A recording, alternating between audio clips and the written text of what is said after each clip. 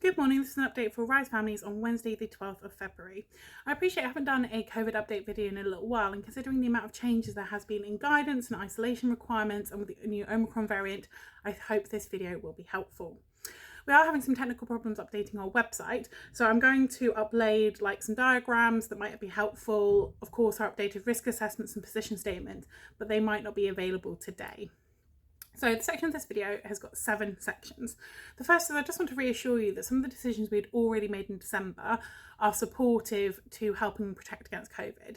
So as I communicated in December, we are already operating a sort of a quasi-bubble system where the majority of people's lessons are in their form room. This has reduced the amount of transitions around the building from about 25 per class per week down to less than 10. But we're still trying to obviously prioritise the quality of their education and that they can still enjoy school.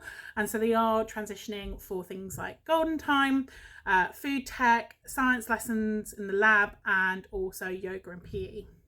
Also, our decision to not to run clubs for this term is supportive for COVID because it reduces mixing, although we took that largely for staff capacity reasons that we experienced in the autumn term.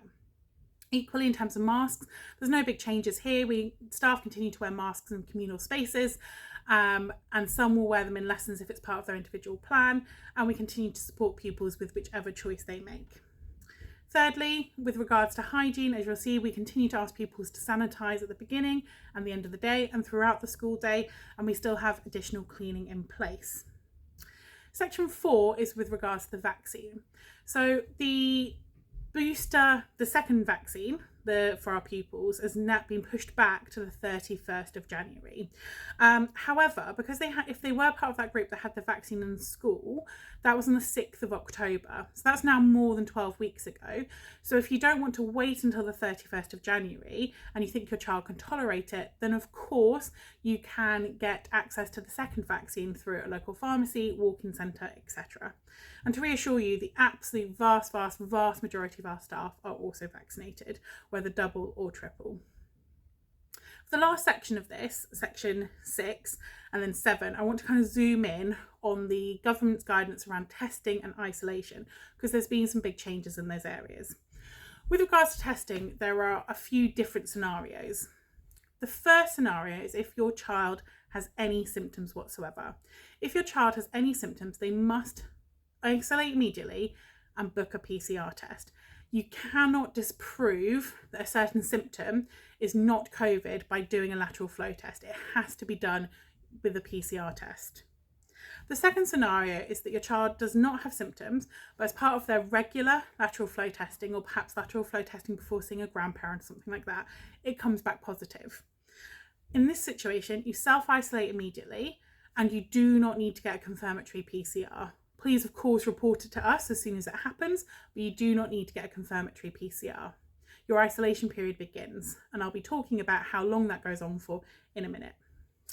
The third scenario is if your child is identified as a close contact.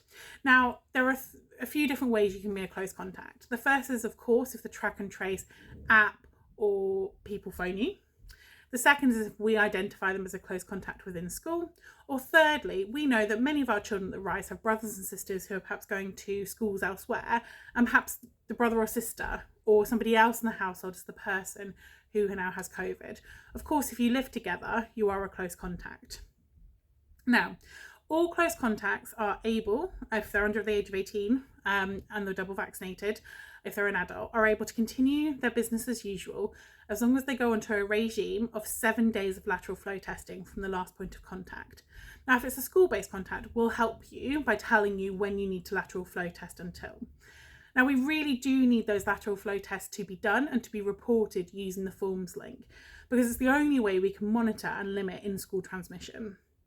Of course, as with all of these things, we'll review this approach, and if it seems necessary to reintroduce the kind of self-isolation of PCR component, we'll do that. But at this moment in time, this is the approach we're taking. And our approaches so far have seemed to be doing a good job. So the kind of system we've got about reviewing it and keeping a close eye on things seems to be working. So thank you for your support in following that and making sure your child is doing a lateral flow test every day for 7 days and you're reporting it to school if they were a close contact. Now, isolation periods. We can help you work this out, but I just thought I'd try to explain some of the changes. So The day that you either get a symptom or your test comes back is day 0. The counting starts from the next day. And at that point, you start counting. And when you get to day 6, you can take a lateral flow test. If that lateral flow test comes back negative, you still have to isolate, but it's a good sign. Because 24 hours later, on day 7, you can do another lateral flow test. If that one comes back negative as well, you can end isolation early on day 7. However, if either of them on day 6 or day 7 come back positive, you need to continue your isolation period. You need to have 2 results on 2 days, 24 hours apart, to end isolation early. So perhaps on day 9 or day 8. Now, if they keep coming back positive, it means that you need to do the full isolation period. That's 10 full days. And then on day 11, you're able to end isolation. One of the things I would encourage all families to do with lateral flow tests, whether it's you're on the 7-day one or just the normal testing, is to look very, very carefully at lateral flow tests. The line indicating that it could be positive can sometimes be extremely faint, very pale. And so you do need to look at them really closely, because when they're very, very pale, that's the indication often at the very beginning of the infection. So that's how we catch them nice and early. That's it for me. I hope that this was helpful. Like I said, I'm going to timestamp this video so that you can click on links that will go to sort of the certain scenarios, and upload like a couple of kind of diagrams that will help you kind of work out which test you need to do onto our COVID page of our website. But we're having a few technical problems, which we've asked our kind of internet agency to resolve. So just bear with us on that.